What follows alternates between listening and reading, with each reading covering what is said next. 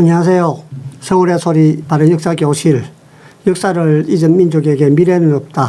조병현 박사입니다. 오늘은 제 34편 동서전쟁이 되겠습니다.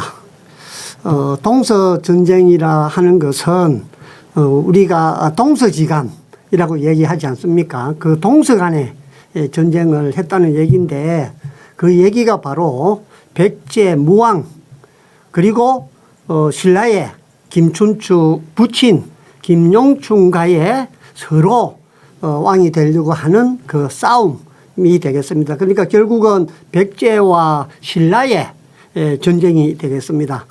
백제 무왕은 우리가 잘 아는 바와 같이 서동왕자죠.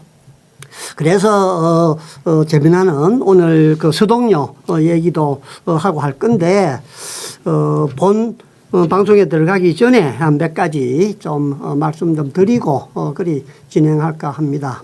요새 역사 전쟁 중입니다.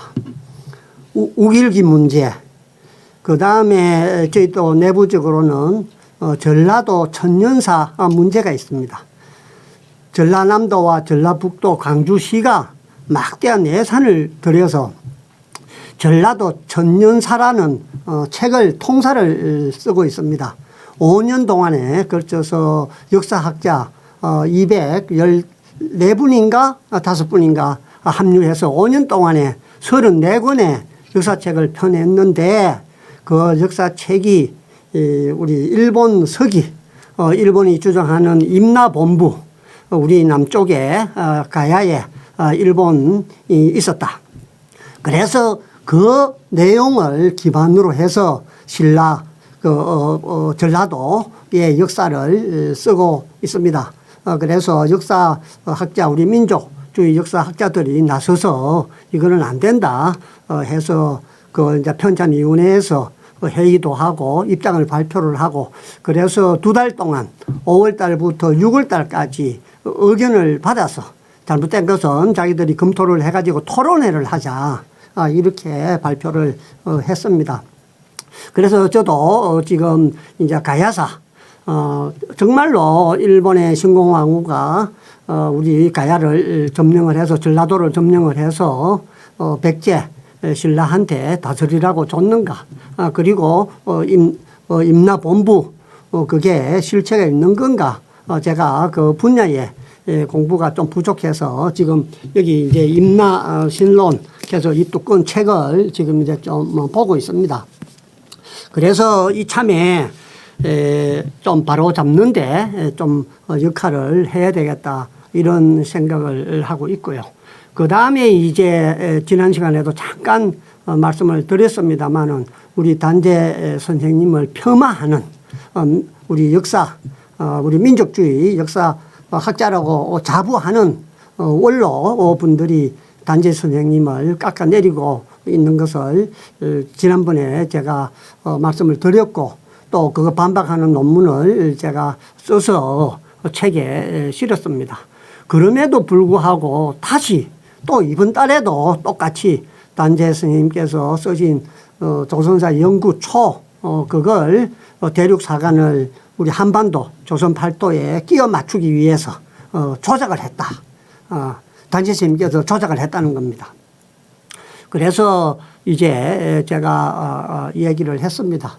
자, 그 사람이 생각을 바꾸지 않고 자기의 주장을 하는 것은 자유지만은, 그 사람이 기고하는 저널에 나는 투고를 못한다. 그러니까 그 사람을 편집위원 회의에서 불정확하고 단재 선생님을 폄하하는 글을 쓰니까 집필진에서 제외를 시켜라.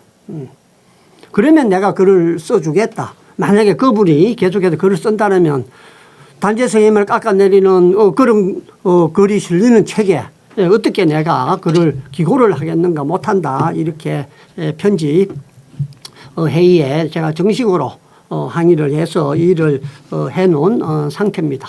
이렇게 우리 내부적으로도 참 단합이 안 되고 역사학계가 이렇게 시끄러운 가운데 그제 우길기를 단, 전범기를 단 일본 해상 자위대 호위함이 군국주의 상징인 우길기를 달고 29일 날 오전 9시 30분에 부산 해군 작전기지에 들어왔습니다. 입항을 했습니다. 31일은 제주 남방 공해에서 이제 훈련을 했습니다. 다국적 해양 차단 훈련을 했습니다. 6개 나라가 참가를 했지요. 그 일본에서는 이 우길기가 전범기고 그 전범기가 일본 해상자위대 깃발하고 똑같다라고 일본 정부에서도 인정을 합니다. 그런데 윤석열 정부는 일본 해상자위대 함정이 단 깃발은 우길기와는 모양이 다르다. 다른 자위함기다. 이렇게 설명을 하면서 그 깃발을 다른 것은 국제관례다. 이렇게 얘기를 하면서 문제를 삼지 않고 있습니다. 국방부 대변인은 지난 25일 정례 브리핑에서 통상 외국항에 함정이 입항할 때 그 나라 국기와 그 나라 군대가 기관을 상징하는 깃발을 다른 것은 통상적이다. 이건 전 세계적으로 보편화되어 있기 때문에 공통적인 사항이다. 그래서 전혀 문제가 없다. 이렇게 설명을 합니다. 국민의힘 모 의원은 방송에 나와서 이제는 우길기와 화해를 하자고 합니다. 우길기 깃발 아래, 전범기 아래 우리 동포, 우리 아버지 할아버지들이 2천만 명이 죽었어요. 그런데 어떻게 화해를 합니까? 단재 선생님은 일본을 강도라고 했습니다. 우리나라의 모든 것을 다 뺐어. 땅도 뺏끌고 주권도 뺏끌고. 그 강도 일본하고 어떻게 화해를 합니까? 강도가 뉘우치고 회개해서 한번 잘해보겠다고 이렇게 손을 내밀고 무릎을 꿇을 때 뭐 무릎을 꿇지 않더라도 그렇게 사과할 때 생각해 볼 수 있는 문제지요.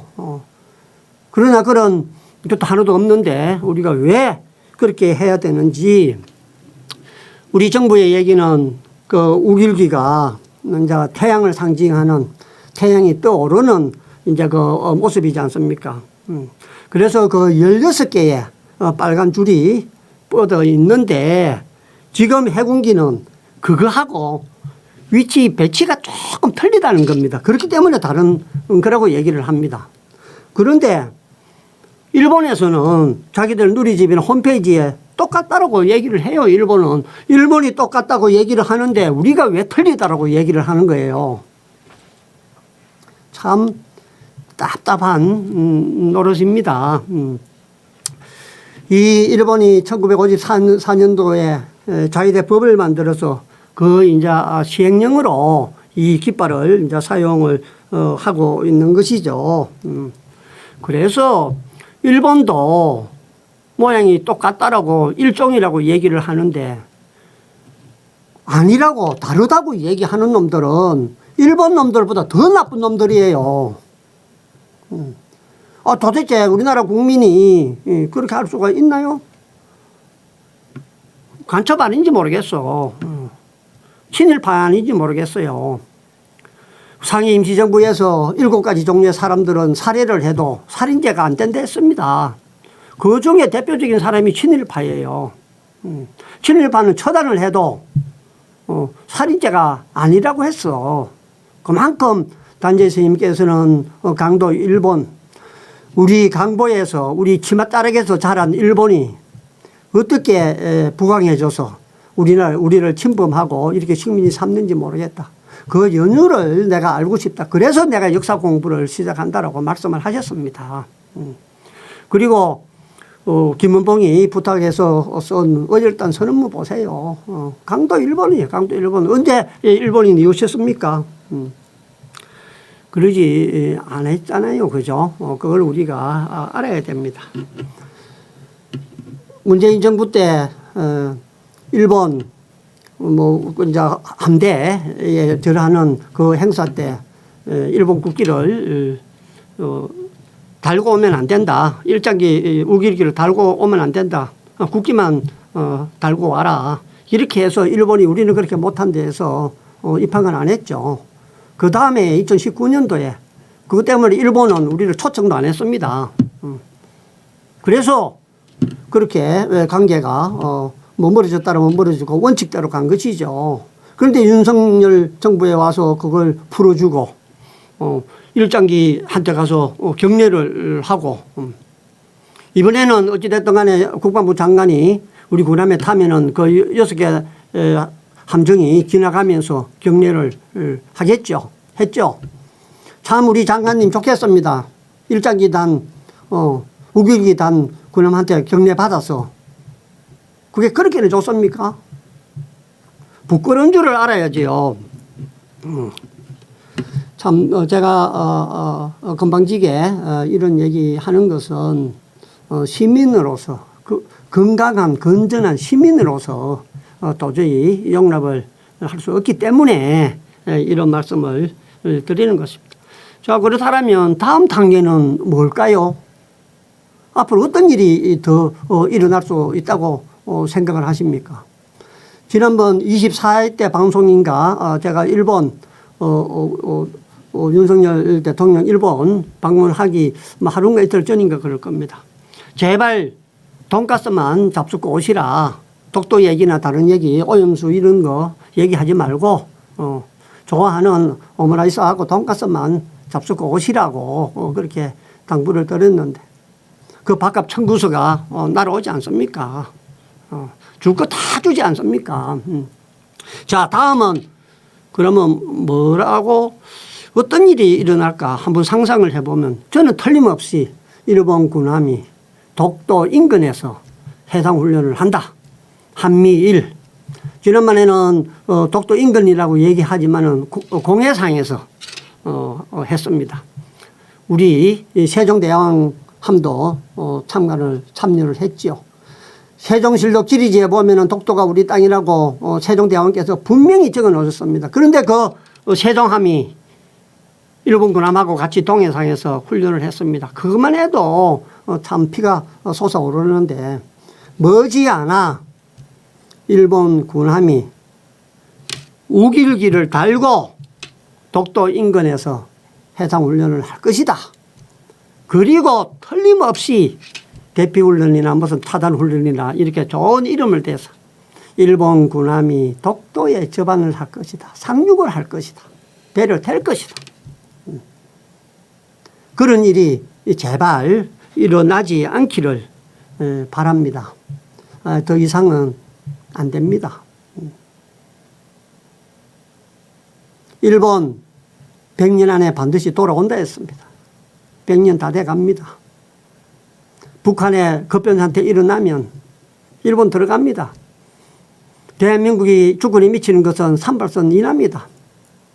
이북은 남한이 아무 관련이 없다. 그래서 북한에 이상 현상이 일어나고 북한에 급변사태가 발생하면 미군 따라서 사이대가 10중 8구 들어갑니다. 100년 안에 우길기가 우리 한반도에 풀려기게 해서는 안 됩니다. 우리 단재 선생님을 공부하는 우리 민족주의 사학자들, 우리 그 건강한 건전한 민주 시민들은 앞장서 나서서 더 이상 양보는 없다, 타협은 없다. 우리의 영토, 역사, 주권과 관련된 일이다. 주권을 지켜야 된다.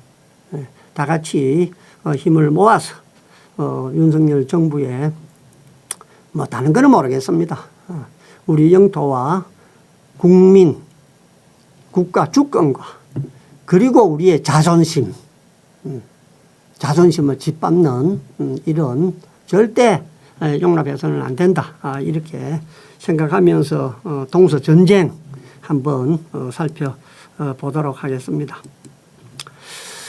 첫 번째 제3장 동서전쟁 중에서 첫 번째 얘기로 백제의 왕손 이제 서동 왕자죠. 서동과 신라 공주 이제 선화 공주의 이제 결혼하는 것부터 단재 스님께서는 기술을 하고 계십니다.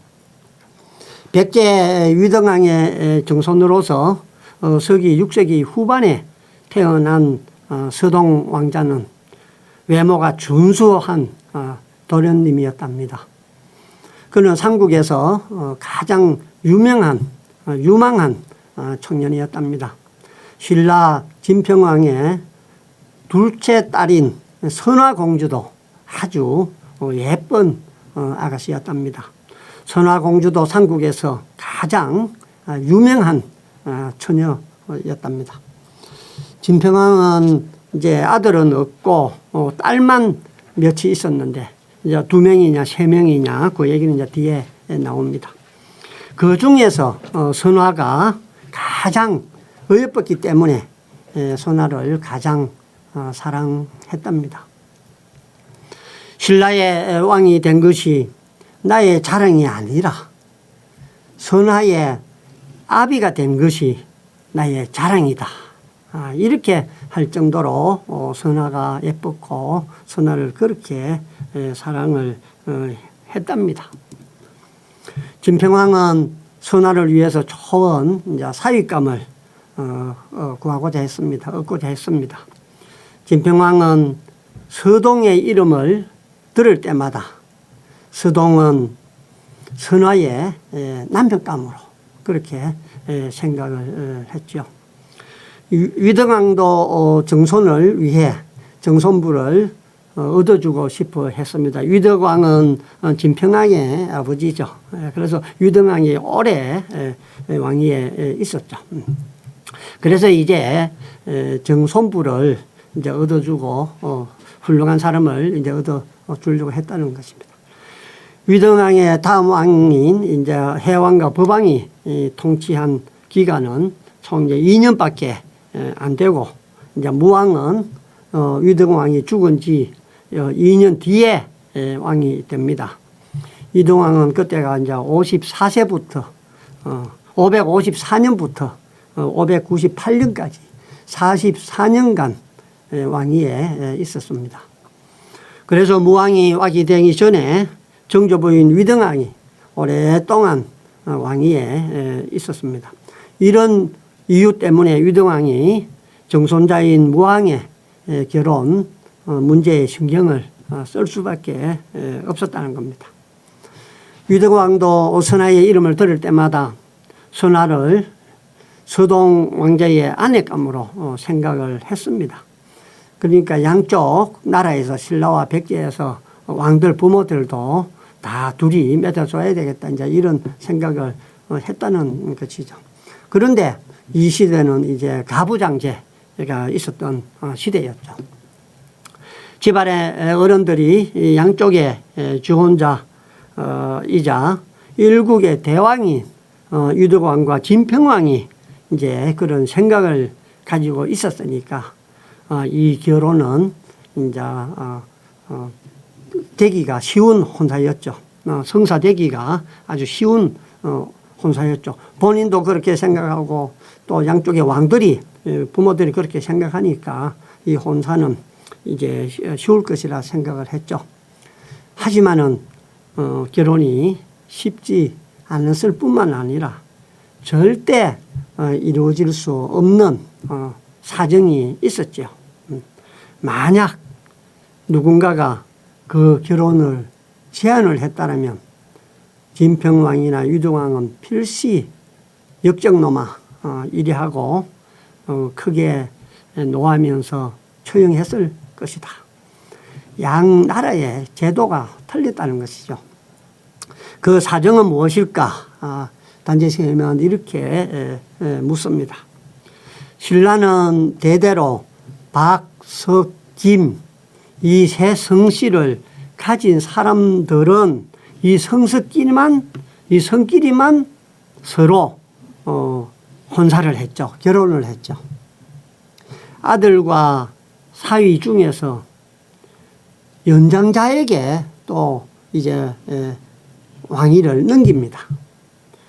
다른 성씨의 딸을 이 세 가지 성을 가진 사람들을 집에는 들일 수 있어도 이 세 성의 딸은 다른 성씨에게 시집을 보내지를 않았습니다.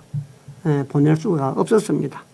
딸은 이 세 성씨 사이에만 서로 결혼을 하는 이제 이런 풍습이 제도가 있었다는 겁니다. 신라 소지왕이 백제 동성대왕에게 딸을 준 적이 있고 또 신라 법흥왕 때 민나가야 가실왕에게 누이를 주었다고 하지만은 사실은 친딸이나 친누이가 아니고 육부 귀족의 딸이나 누이를 준 것이죠. 거짓으로 그렇게 했다는 겁니다. 그러므로 진평왕 입장에서는 자기 딸인 선화의 미래 남편은 박씨가 아니면 석씨죠. 석씨가 아니면 같은 성씨 김씨밖에 될 수가 없었습니다. 이 세 성씨밖에 될 수가 없었죠. 신라인도 아닌 백제 부여씨한테 서동의 아내가 될 수가 없었습니다. 이게 신라 선화 쪽의 사정이었다. 백제는 그러면 어땠는가? 신라처럼 성씨를 이유로 결혼에 대한 가혹한 제한은 두지를 않고 있었습니다. 그렇지만은 위등하게 이제 아비인 성왕을 죽인 자가 누군가 하면 바로 진평왕의 아버지 진흥대왕입니다. 그리고 원수죠. 원수. 진흥대왕이 누구인가 하면 바로 성왕의 사이였던 겁니다. 그렇기 때문에 원수지간이기 때문에 결혼을 할 수가 없고 정손부를 데려다 올 수가 없었던 것이죠. 아비 죽인 원수놈의 손녀를 데려올 수가 있겠습니까? 장인을 죽인 고약한 사이놈의 손녀를 어떻게 데려오겠습니까? 미래의 서동의 아내가 될 사람을 백제의 묵시나 국시 같던 8대 성씨 안에서만 또 골라서 해야 됩니다. 그렇지 않으면 일반 백성일 수는 있지만은 선대의 원수인 진흥대왕의 손녀는 될 수가 없다. 그런 마음 속에 이제 엄중함이 있었다는 것입니다. 이게 바로 이제 또 백제 서동 쪽의 사정이었죠. 열렬히 사랑하고 서로 총명하고 가장 예쁘고 가장 유명했던 서동과 선화였지만은 내부적으로는 이렇게 결혼할 수 없는 사정이 있었다는 겁니다. 백제와 신라의 왕이나 신하들이 되게 다 또 그 전쟁에 서로 죽이고 하는 전쟁에 다 참여했던 내는 그 자손들이기 때문에 이 결혼은 반대할 수밖에 없었던 것이죠. 백제나 신라의 일반 백성들도 전쟁에 참여해서 서로 죽이고 했는데 백성들 간에도 이 결혼은 할 수 없다. 이런 분위기가 있었다는 겁니다. 이것도 이제 두 사람이 결혼을 할 수 없는 이제 한 가지 이제 사정이 됐다는 거죠. 그래서 이제 서동은 성장을 하면서 많이 걱정을 하죠. 백제 왕가에서 태어나지 않고 차라리 신라의 일반 백성으로 태어났다면 선화의 얼굴을 한 번이라도 쳐다볼 수 있었던 거 아닌가. 이제 이런 생각들을 이제 하게 되었다는 겁니다. 그랬더라면 선화의 눈에 내 꼴이 한 번이라도 보일 게 아닌가. 이런 생각에 머리가 아팠죠. 결국 서동은 백제 왕궁을 탈출을 해서 신라로 갑니다. 지금의 경주로 가죠.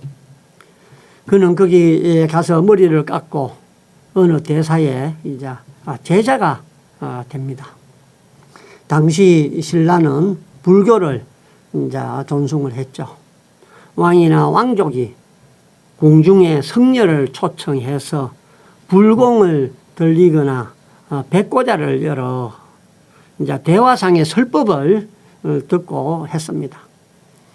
이제 성녀를 궁중에 데리다가 불공을 들이거나 백고자라는 것은 이제 백석 자리를 이제 백석을 마련해 놓고 고성을 초청해서 설법을 듣는 법회를 이제 백고자라고 했습니다. 그래서 뭐 황룡사에서 이제 이 백고자를 이제 많이 마련을 하고 또 원광법사의 설법을 이제 많이 들었다는 얘기입니다. 그래서 서동은 이 설법이 열리는 기회를 이용을 해서 오랫동안 그리던 선아를 만나게 됩니다. 그 두 사람은 눈이 딱 마주치는 순간에 서로가 알았습니다. 선아는 백제 서동은 사랑스러운 사내라지만 아마 저 중만 못할 것이다. 내가 오늘부터는 서동의 생각을 버리고 저 중을 좋아해야지. 이렇게 생각을 합니다. 서동은 내가 내 남편이 되지 못하면 죽어버리리라. 너도 내 아내가 되지 않을 바에야 죽여버리겠다. 이렇게 마음을 먹습니다. 이렇게 해서 두 사람의 마음이 맺어집니다.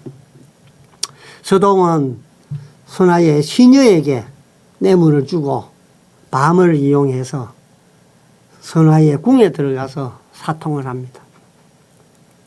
선아는 서동이 아닌 다른 사내의 아내가 되지 않겠노라고 맹세하고 서동은 선아가 아닌 다른 여자의 남편이 되지 않겠다고 이제 맹세를 하게 됩니다.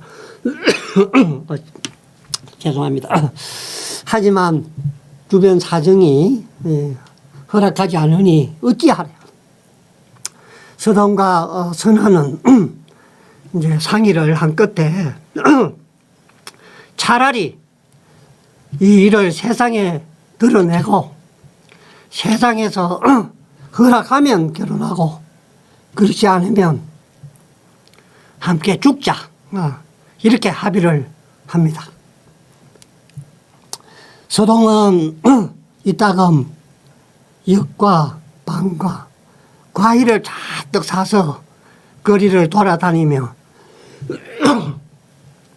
아이들에게 꼬드깁니다. 아이들을. 그래서 노래를 가르쳐 줍니다. 선아 아기씨님은 염통이 반쪽이라네.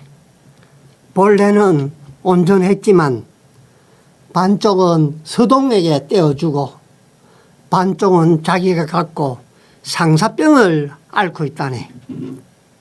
서동아 어서 오소서, 어서 오시어 염통을 덜어주고 선화 아가씨를 살려주소서 라는 노래를 부르게 합니다. 이게 우리가 아는 서동요죠. 네. 이 노래가 하루아침에 신라동경 곳곳에 퍼져서 모르는 사람이 없을 정도가 되었습니다. 선아는 아버지 진평왕에게 고백하고 서동은 귀국하여 정조부 위덕왕에게 고백합니다. 두 사람은 다른 사람과 결혼하라는 요구를 받으면 죽을 각오로 거절하기로 마음을 먹었습니다. 위덕왕과 진평왕은 처음에는 조부모나 부모가 모르는 남녀 사통은 가정의 병고라고 하며 곧바로 사형을 내릴 듯이 했지만 그래도 사랑하는 딸이요 사랑하는 손자이니 어찌 하겠습니까? 진평왕은 박석, 김 새 성의 혼인 전통을 타파하고 위등학은 죽은 아버지의 원수를 잊어버리기로 했습니다. 이렇게 해서 서동과 선하의 결혼을 허락함으로써 양국 왕실은 다시 사돈이 되었습니다. 백제와 신라가 국혼을 해서 사돈 국가가 되었죠. 백제 무왕이 장인의 신라 진평왕의 도움을 받아서 익산에 미륵사지를 건설을 했죠. 이게 그 미륵사지 지금 탑만 남아있고 터만 복원을 해놨습니다. 이게 우리나라 서동의 전설이 전해오는 국남지 부에 있죠. 여기서 연꽃 축제도 하고 또 서동과 선화공주 결혼식 하는 그런 행사들도 하는 곳입니다. 주변에 연꽃이 좋아서 연꽃 필 때 되면 아주 구경거리가 좋은 곳이죠. 그래서 두 사람이 결혼을 하고 사돈이 되고 나서 10년간은 아주 평화롭게 양쪽이 동맹을 맺어서 잘 지냅니다. 양국은 결혼 동맹 이후에 매우 친밀한 우호 관계를 유지를 합니다. 삼국사기에도 그런 내용은 나오지는 않습니다. 평온하게 잘 지냈지만 삼국사기에는 그런 내용들이 나오지는 않습니다. 그것은 나중에 이제 고타소낭이라고 하는데 고타소낭의 참혹한 처절한 이제 죽음을 얘기를 하는데 그것은 이제 고타소는 김천주의 딸입니다. 한자로 쓰면은 이름은 이제 김소라고 하는데 그거는 이제 고타소 낭자라고 얘기를 했죠. 그 계기로 해서 서로를 이제 정오하게 됩니다. 신라가 백제를 이제 없애고 삼국을 통일하고 나서 그런 기록들을 다 없애버렸기 때문에 삼국 사기에는 나오지를 않고 신라 왕가의 여자가 백제로 시집간 그렇게 자취를 감춘 이런 얘기들은 다 이제 숨겨 버렸죠. 그래서 삼국 사기에는 그런 내용이 나오지 않는다. 그런데 삼국 유사에는 나온다는 것이죠. 삼국 유사에서는 선화공주의 미모를 들은 서동이 머리를 깎고 신라 서울에 와서 아이들을 깨어 노래를 부르게 했다고 나옵니다. 동국여지 성남에도 무강왕이 진평왕의 딸인 선화공주와 결혼하여 용화사 안에 미륵사를 짓고 진평왕이 기술자를 보내서 도와줬다. 그렇게 양국이 우호 관계를 유지를 했다면서 이제 동국 여지 성남이나 삼국 유사에는 이제 그러한 내용들이 나오는 것을 알 수가 있습니다. 고려사 지리지에서는 후조선 무광왕 기준과 왕비의 능을 세상 사람들이 말통 대왕릉이라고 불렀다고 기록이 되어 있습니다. 그리고 그 기록의 주석에는 백제 무왕의 아명인 서동이라는 이야기가 있다고 기록이 되어 있습니다. 그러나 서동은 백제 왕위를 이어받은 지 42년 만에 사망을 하고 나서 무왕이라는 시호가 붙여지죠. 그렇기 때문에 무강왕이란 표현은 후조선 기준이 아니라 백제 무왕을 잘못 표시한 것이다. 단재 선생님은 이렇게 고려사 지리지에 나와 있는 내용을 바로 잡아줍니다. 그거는 이제 이렇게 또 단재 선생님께서 증명을 하는 방법, 이두문으로 이제 그렇게 된 이유를 이제 밝히죠. 이두의 독법으로 읽을 경우에 서동은 서에서 뜻을 취한 것이고 동은 동에서 음을 취해서 이제 마동이라고 읽었다는 것입니다. 그래서 말통은 말과 통에서 모두 음을 취해서 마동으로 읽어야 된다. 그래서 위에 나와 있는 고려사 지리지에 나와 있는 말통 대왕릉이라고 얘기하는 것은 무왕 서동과 선화공주가 합장된 무덤이다. 말통대왕릉은 서동과 선화공주의 무덤이다. 이렇게 말통대왕을 이루 독법으로 풀어서 이렇게 설명을 하고 계십니다. 그런데 말통대왕이 즉위한 뒤 백제와 신라가 혈전을 이제 벌리는 사이가 됩니다. 신라가 혈전에 상대방 쪽으로 기술자를 보내서 사찰 건축을 도왔을 리가 없다. 미륵사는 서동이 왕손이었을 때 지은 원당으로 보인다. 소원을 빌기 위해서 지은 법당으로 보인다. 원당을 지을 때는 신라 백제는 두 사동 국가가 상호 우호적이어서 고구려에 맞서 동맹을 유지했던 때이죠. 그러므로 진평왕 원년에서 24년까지 즉 백제 위등왕 26년에서 45년을 지나서 회왕 2년과 법황 2년을 넘어서 무왕 2년까지는 신라와 백제 사이에 단 한 차례 전쟁도 없었다. 이 시기에 양국은 수나라에 경쟁적으로 사신을 보내고 또 고구려 공격을 요청함으로써 수문제, 수나라의 무제와 수양제, 양제가 침입할 수 있는 이제 발판을 만들어 줬다는 것입니다. 수양제하고 우리가 수문제가 고구려를 침략할 수 있도록 백제와 신라가 동맹을 맺으면서 그렇게 요청도 하고 했다는 것입니다. 서동에 대한 단재 성형님의 생각, 방금 제가 쭉 말씀드린 것은 제가 고려사 지리지나 이런 내용들을 가지고 제가 요 좀 내용을 적어 놨습니다. 그래서 말통대왕릉이 이제 서동과 선화공주의 무덤이라는 것은 이제 선생님의 이러한 해석들, 그런 것들로 비추어 보면 맞는 것이다. 그 얘기가 맞다. 그걸 제가 좀 길게 이렇게 써놨습니다. 참고하시면 되겠습니다. 그리고 이제 세 번째로 이제 동서전쟁이 이제 시작됩니다.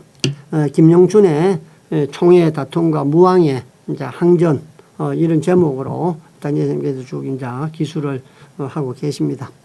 백제는 위등왕 말년이나 해왕 법황시대, 즉 서동이 왕정손, 왕손, 왕태자였을 때 신라와 아주 평화가 유지가 되었죠.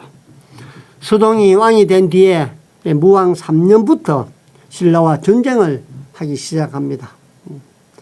그러니까 할아버지 왕부터 시작해서 아버지 왕 때까지 평온하게 지내고 서동이가 왕이 된 지 3년에 이제 전쟁을 하기 시작한다는 겁니다. 백제는 신라의 암호산성, 지금의 운봉이죠, 운봉. 남은 지명입니다. 좀 전에 제가 처음에 전라도 천년사 얘기를 할 때 바로 이 남은이 문제가 되었죠. 지금도 그 얘기가 똑같이 있습니다. 문재인 정부에서 가야사를 연구를 하라고 막대한 예산을 줬죠. 그래서 가야사를 연구하는 사람들은 백제의 후손들이 일본으로 건너가서 문명을 만들어주고 그 자료를 가지고 일본 서기를 만들었다. 그래서 우리 국내에 없는 기록들이 일본 서기에 많이 나온다. 그렇기 때문에 가야사를 연구하는 사람들은 일본 서기를 이렇게 받들죠, 전범으로. 그러니까 다시 얘기하면 일본 서기를 믿는 사람들이죠. 거기에 바로 신공왕후가 우리 한반도 남쪽에 임나본부를 건설해 가지고 우리가 일본 식민지로부터 우리 역사가 시작되었다라고 일본이 주장하는 거거든요. 남쪽은 임나본부가 있어서 우리 역사가 일본 식민지로 시작됐고 북쪽은 한사군이 설정이 돼서 우리가 한나라의 식민지로부터 우리나라 역사가 시작되었다. 그러니까 우리는 이렇게 식민지를 받을 수밖에 없는 나라다, 국가다. 왜? 일본과 중국의 식민지로 우리나라 역사가 시작이 됐으니까. 그래서 그 가해사를 연구하는 사람들이 국가 예산을 문재인 정부 때 많이 받아가지고 연구를 하면서 어떻게 했느냐. 바로 이 운봉 남은 지역이 그 일본 서기에 보면은 기문국으로 나와 있습니다. 기문국. 그래서 그 남은을 여기에 가야 유적지가 이리 있다. 그때 나라가 있었는데 기문국이다. 그래서 이 기문국을 유네스코에 등재를 하려고 했죠.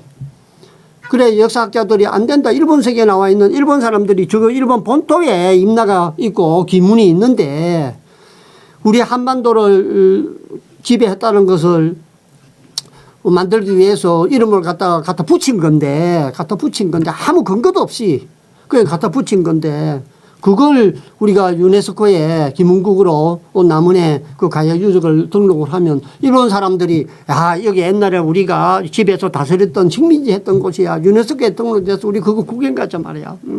이러하면 일제 그 식민지가 정당화가 되고 또 일본이 식민 다스리지도 안 하고 기문국이라는 거 없었는데 그걸 갖다 합법적으로 만들어줘서는 안 된다.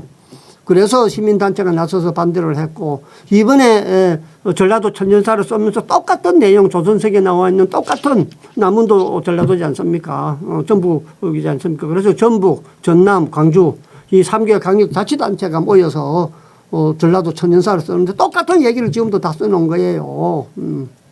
그래서 제가 단재 선생님을 공부하는 사람으로서 강도 일본 일본에 대해서 우리가 철천지 원수 강도 일본을 쫓아내고 또 우리가 대항하기 위해서는 이 가야 공부를 해야 된다라고 생각을 합니다.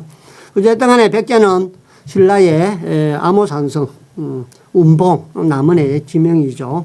거기를 치고 신라는 소타, 외석, 천석, 온검이라고 했는데 이게 덕유산 일대입니다. 덕유산 일대에 성책을 쌓고 이제 백제를 맡기 시작했습니다. 또 백제는 자평인 해수를 시켜서 4개 성을 공격하고 신라 장군 건풍과 무언과 격전을 벌이게 됩니다. 이후로 양국은 지금의 충청북도, 충주, 괴산, 연풍, 보은 등지와 지금의 이제 지리산 좌우, 지리산 좌쪽을 하면 덕유산 동쪽이 되죠. 지금의 무주, 용담, 금산, 지뢰 등지와 지금의 덕유산 동쪽인 함양, 운봉, 안이 등지에서 무수한 생명과 재산을 희생하면서 새가 새를 맞고 살이 살을 먹는 참극을 연출했다. 제가 여기 함양, 운봉, 안이에 빨간 걸로 표시를 했습니다만 제 고향이 여기 안이입니다. 안이. 지금은 함양군 안이면이죠. 그 당시에도 안이군이었죠. 그래서 함양도 있고 운봉도 있고 안이도 있는 겁니다. 안이와 운봉은 60년 고개로 이어져 있죠. 그래서 60년 고개가 경상남도 하고 전라북도 하고 이제 경계되는 지점이죠. 그래서 우리 안이도 바로 운봉 앞에 얘기했던 운봉 남원의 지명 거기와 같이 붙어 있고 저희 선산에도 가야 유적이 발굴이 돼서 지금 지하로 국도 3번 도로를 개설하고 거기서 나온 유적지는 진주 박물관에 지금 전시가 되어 있습니다. 사실 단재 선생님께서 이 조선 상고사를 쓰면서 제 고향 이름 안이가 나오니까 상당히 반가웠습니다.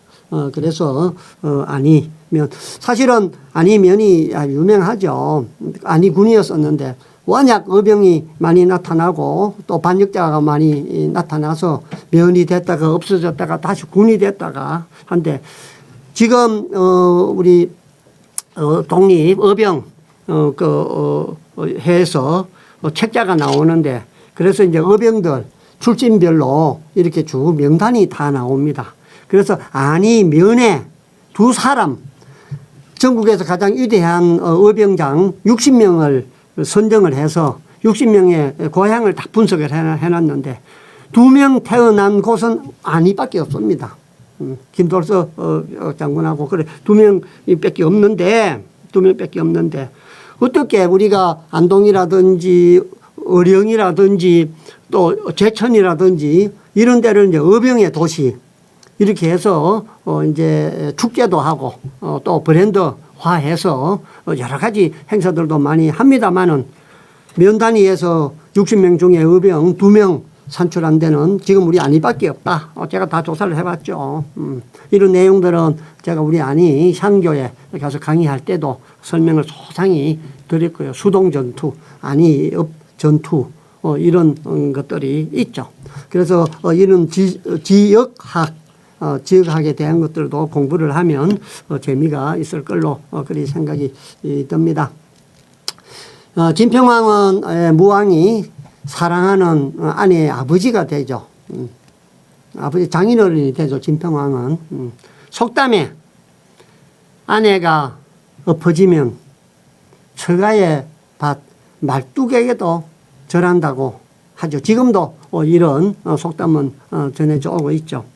그런데 무왕이 왕이 되어서 정치 권력을 잡은 뒤에는 사랑하는 아내의 아버지 나라를 밭 말뚝만큼도 생각하지 않고 날마다 전쟁을 해서 많은 병력으로 유린을 한 이유가 무엇일까? 신라 왕위는 삼성상전 그러니까 세성 삼성 상전 대대로 이어져 왔다는 것입니다. 세 개의 성을 가진 사람들만이 왕을 할 수가 있었죠. 처음에는 5개의 성이 돌아가면서 했습니다마는 대대로 3개의 성을 가진 사람들만이 왕을 할 수가 있었고 계승을 할 수가 있었습니다. 이것은 시조 박허거서 때 제정된 성문헌법은 아니지만은 처음에는 박석 2성이 결혼을 했고 그 중에 한 성이 아들이나 사위가 왕이 될 권리를 가졌다. 2성끼리 결혼을 했는데 그 성들 중에 아들이나 사위가 왕이 될 수 있었다. 그러다가 건국 300년 뒤에는 이제 첨예 왕의 사위이자 김씨인 미추 이사근이 이 2성에 가세를 함으로해서 이제 세 성이 되었다. 3성이 되었다. 그래서 3성이 되고 나서 이제 600년 뒤에 부여씨가 3성에 가세해서 4성 상전의 국면을 이루는 것이 왜, 뭐 때문에 불가능했는가. 그러니까 백제의 무왕이 서동이 사위가 됐잖아요. 이제 사위가 됐으니까 왕이 될 수가 있었다는 거죠. 그런데 왜 그게 불가했겠는가. 될 수가 있었다는 얘기입니다.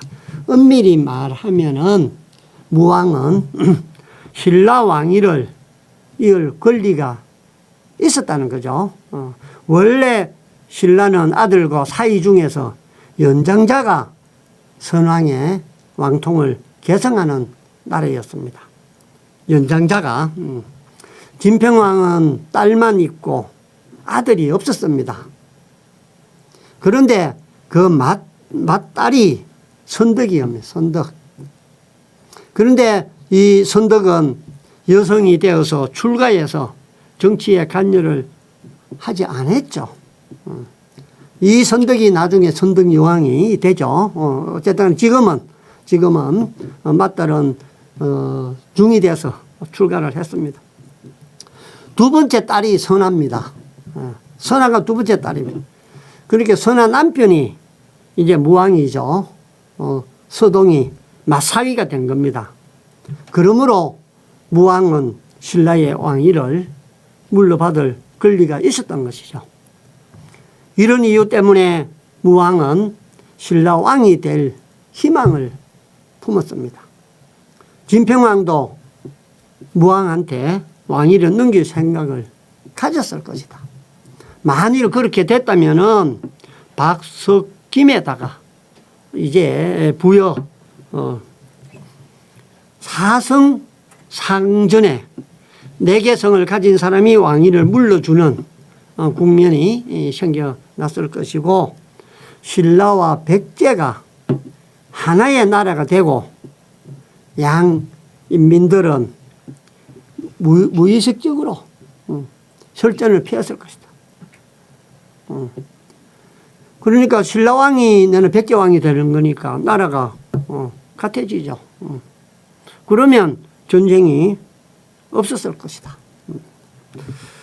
그래서 여기에 제가 선덕여왕에 대해서 이제 뒤에 나옵니다만은 이제 선덕은 이제 선덕여왕의 자매관계에 관한 이제 이런 내용들은 화랑세기에 나오는데, 위에 방금 단재 선생님께서 기술한 거와는 조금 이제 이게 다른 것을 알 수가 있습니다. 그래서 여기에 화랑세기에는 천명공주와 선덕공주 둘만 나옵니다. 그러니까 위에는 단재 선생님은 딸이 셋이라고 얘기했는데, 화랑세기에는 이제 2사람만 나온다는 얘기죠.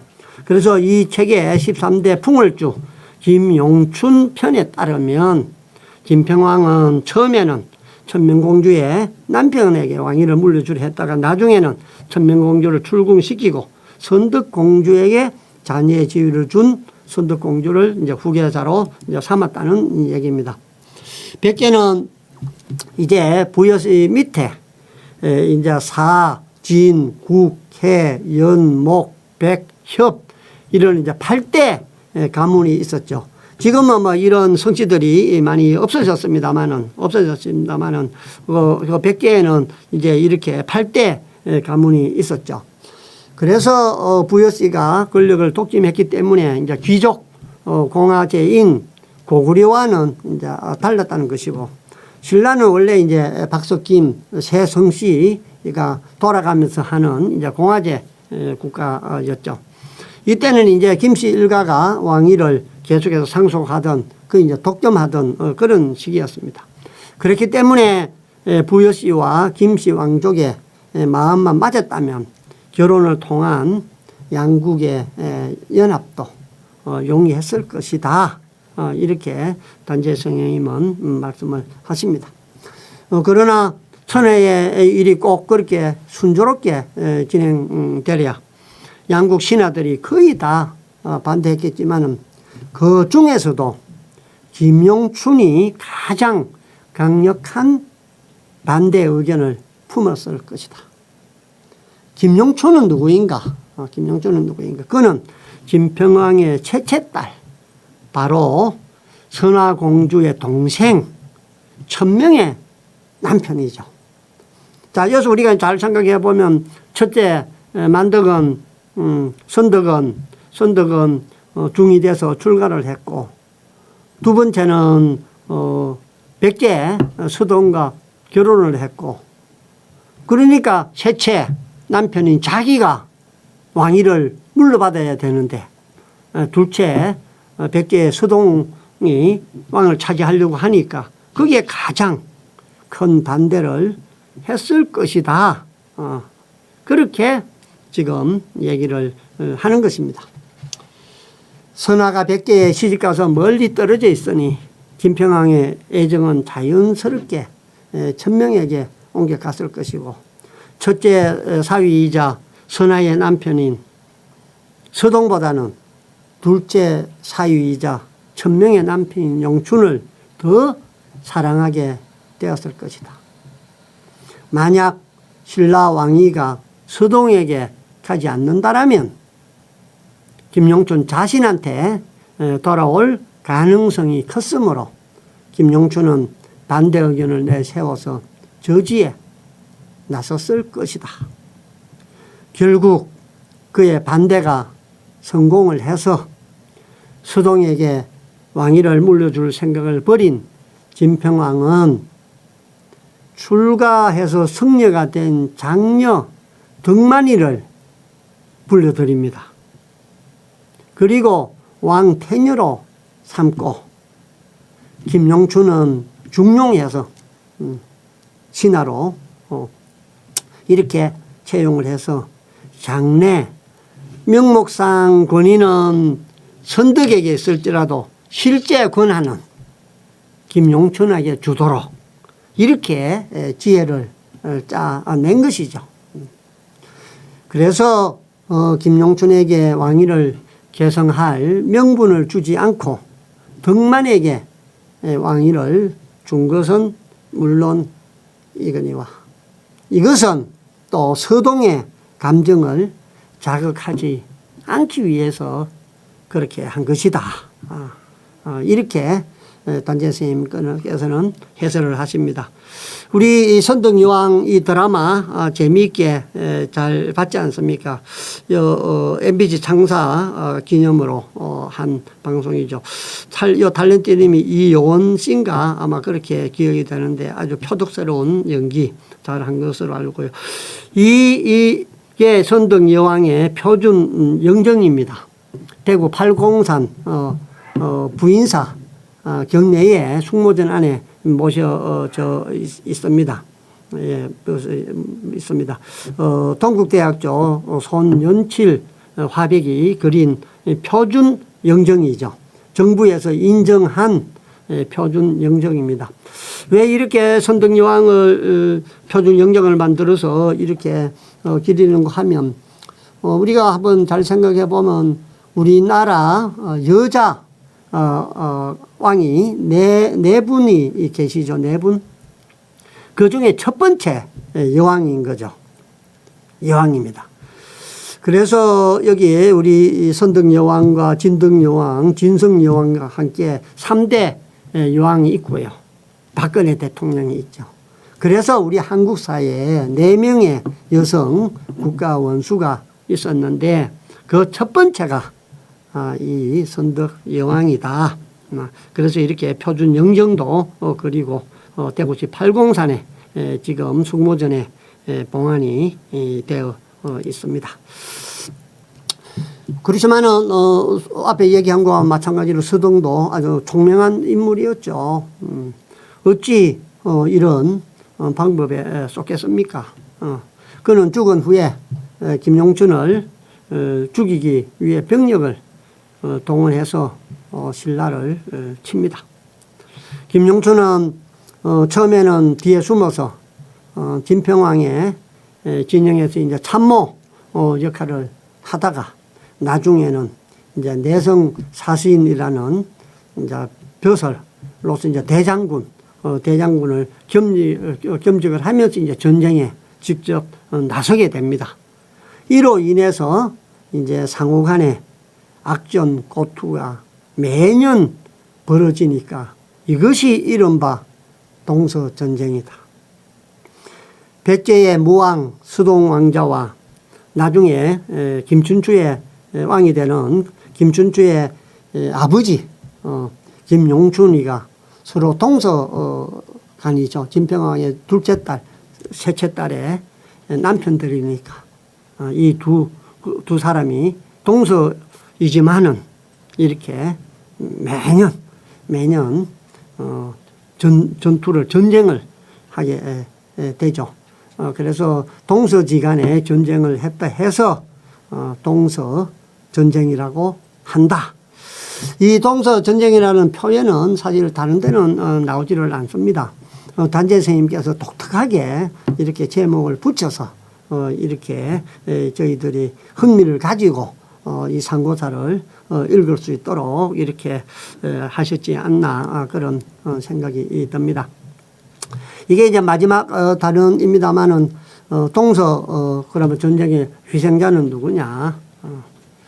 결국은 이 전쟁은 두 동서 간에 서로 왕을 차지하려고 했던 이제 왕위 쟁탈전이었다. 이렇게 제목으로 뽑아서 정리를 하고 있습니다. 이 두 사람의 탐욕적인 이기주의 이제 충돌에 불과했다. 이 동서전쟁은. 그들은 국가와 민족의 흥망을 위한 일이라는 명분을 내세웠지만은,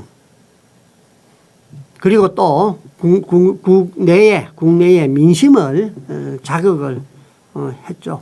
또 죽을 각오를 하는 무사들을 이제 끌어 들이고자 명예와 장록, 녹봉이죠, 녹봉. 대가로 월급을 주는 그 녹봉들을 내세웠다. 명예도 주고, 녹봉도 주고, 지위도 주고, 이렇게 해서 전쟁에다가 끌어들였다. 그래서 한편으로는 비애로 슬피 우는 인민들이 있고, 한편에는 공명에 춤추는 장수와 병사들도 적지 않았다. 애국의 전쟁에 끌려나가서 죽는 사람, 그래서 그를 슬퍼하는 사람들도 있고, 또 지위를 받고 녹봉을 받고 공을 세우고 또 명예를 얻은 사람들도 있었다. 제가 여기에 박스를 쳐서 조금 정리를 해놨습니다만은, 이것은 왕위 계승 전쟁, 동서 전쟁에 대한 단재 선생님의 생각을 제가 한번 정리를 해놓은 것입니다. 선생님은 신라 진평왕도 또한 왕위를 무왕에게 전해줄 생각을 가졌었다. 만일 그렇게 되었다면 박석김, 부연의 성이 서로 전해주는 왕위를 전해주는 판국이 되고, 또 신라와 백제가 합쳐졌을 것이다. 한 나라가 되어서 두 나라의 인민들은 전쟁 없이 편안하게 잘 살았을 것이다.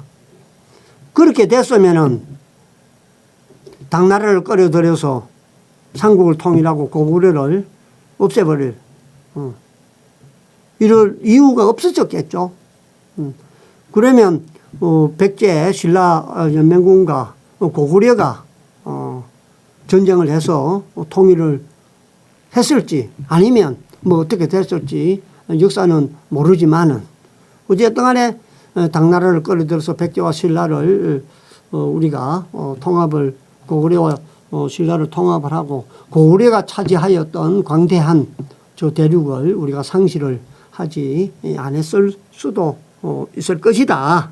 그것을 한번 상상을 해보는 것이죠. 동국여지 성남에는 영평에 부자못이 있다고 했습니다. 그런데 이 부자못은 동국여지 성남에 보면은 이제 그 경상도 편에 보면은 지금의 합천에 가면은 부자연이 있다. 부자연이라는 이름을 딴 부자연못이 있다. 동국여지 성남에 그러한 얘기들이 나온다.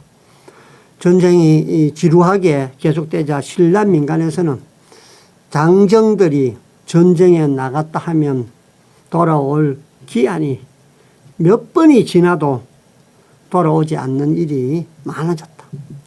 어느 늙은 아버지가 아들이 여러 해 만에 전쟁터에서 돌아온다는 기별을 들었다.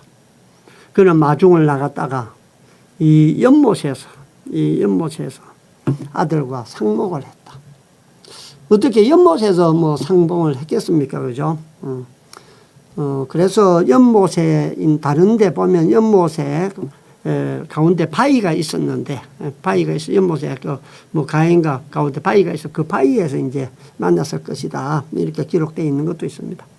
두 사람은 서로 껴안고 울고불고 하며 오랫동안 쌓인 부장 간의 정도 나누고 세간의 곤란도 호소를 하고, 그러다가 바위 아래로 떨어져 연못에 수장되었다.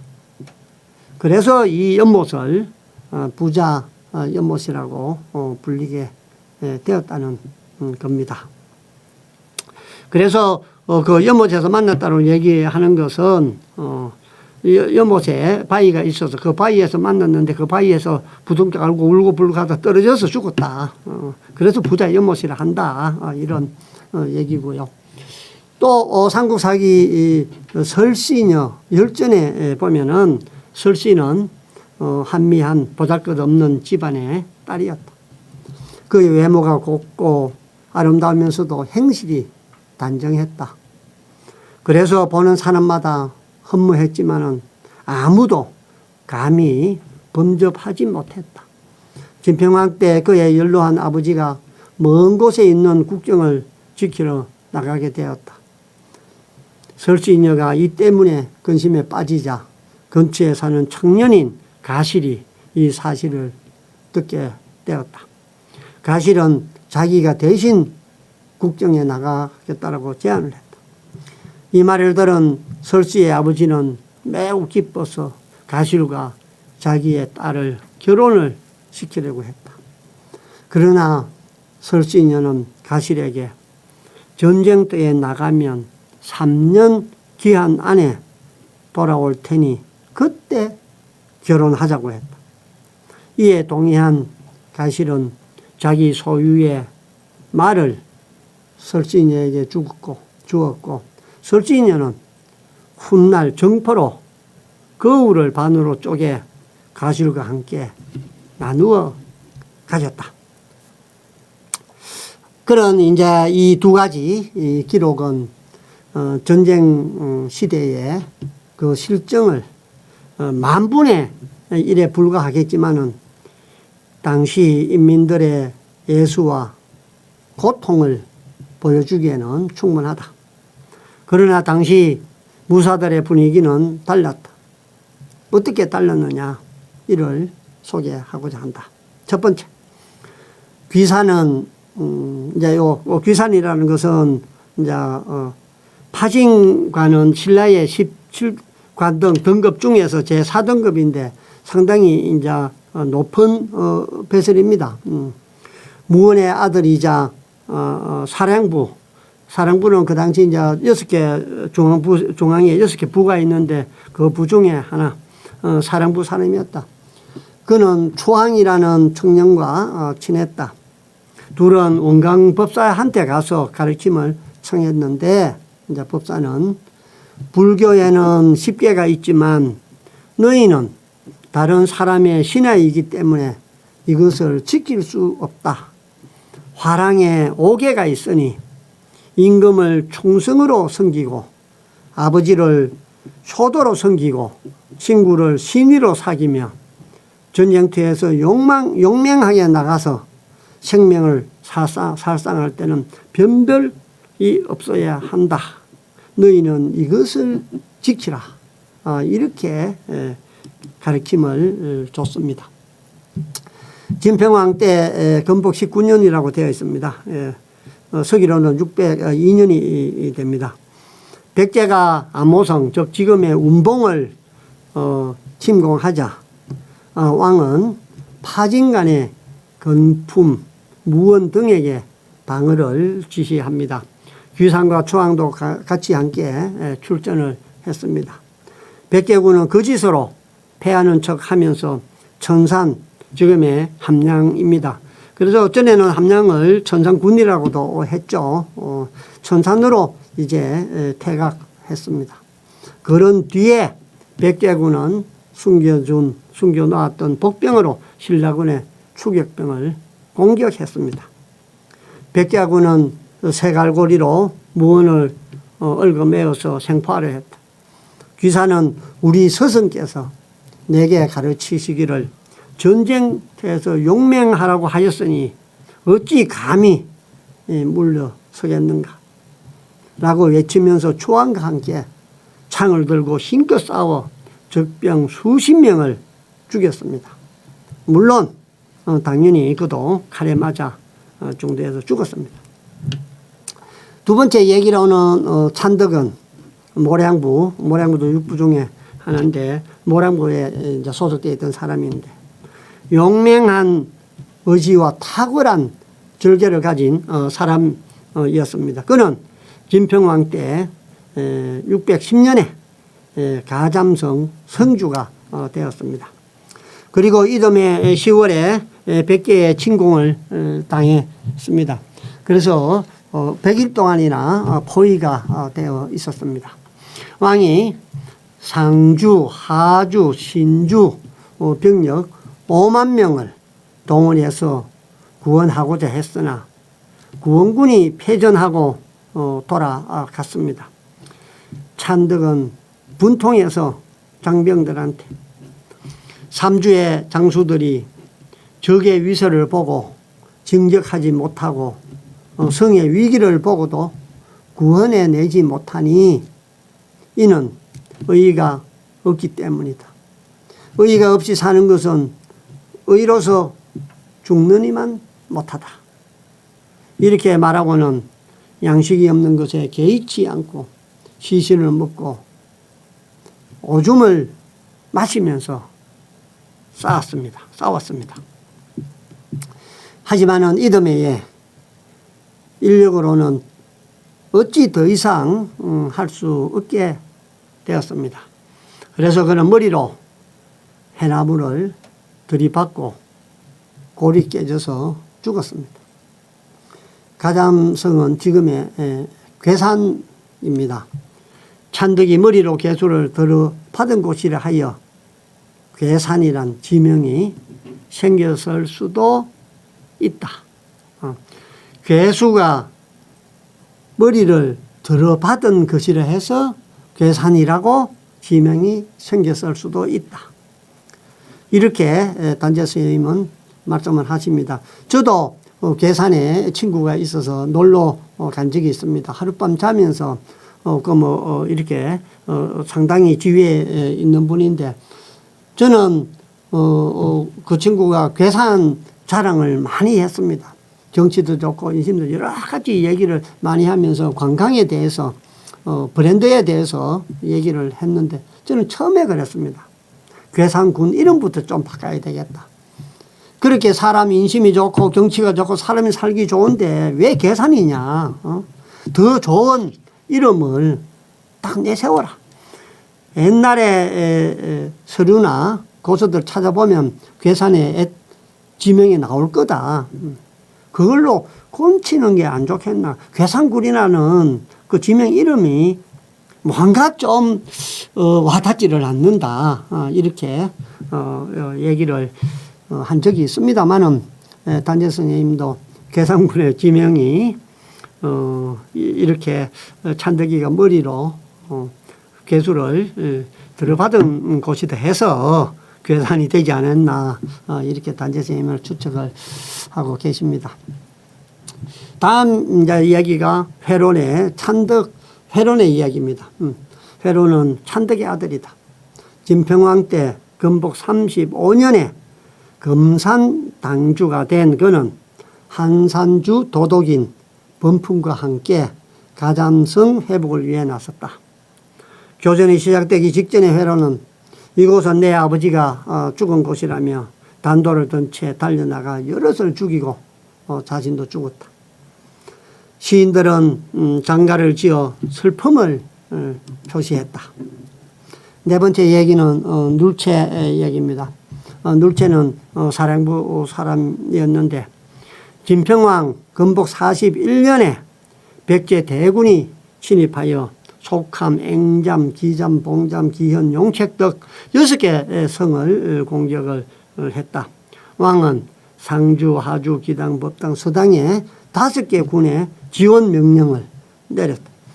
그래서 5개 군의 장교들은 백제 진영이 기세등등한 것을 보고 공격할 엄두를 내지 못했다. 그 중에 한 장수가 대왕이 우리에게 오군을 맡기셨으니 국가의 존망이 이 싸움에 걸려있다. 그렇지만 우리가 유리할 때 진격하고 불리할 때 퇴각하는 것이 병법의 가르침이다. 적군이 기세등등하니 만약 진정했다가 패하면 후회해도 소용이 없을 것이다. 이렇게 말하자 다른 장수들은 다들 그렇다며 철군을 하려고 했다. 하지만 그냥 돌아갈 면목은 없으니 노진성 삼국사기 그 채널 열전에 보면은 전쟁 전에는 조정에서는 노진성 등 6개의 성을 쌓으라는 명령을 내렸다. 그때 정황이 없어서 명령을 이행하지 못하다가 이때 이르러 그 명령을 이행하게 된 것이다. 그래서 돌아갈 명분이 없었는데 전쟁에 참전할 때 6개 성을 쌓으려 했는데 전쟁하기 바빠서 어쨌든 성을 못 쌓았는데 그래서 회군을 해야 되는데 회군할 명분이 없으니까 이 성 6개를 쌓고 그렇게 회군을 하자. 이렇게 이제 시범말로 작전을 짰다는 겁니다. 그래서 이 6개 성을 쌓고 회군을 했다는 겁니다.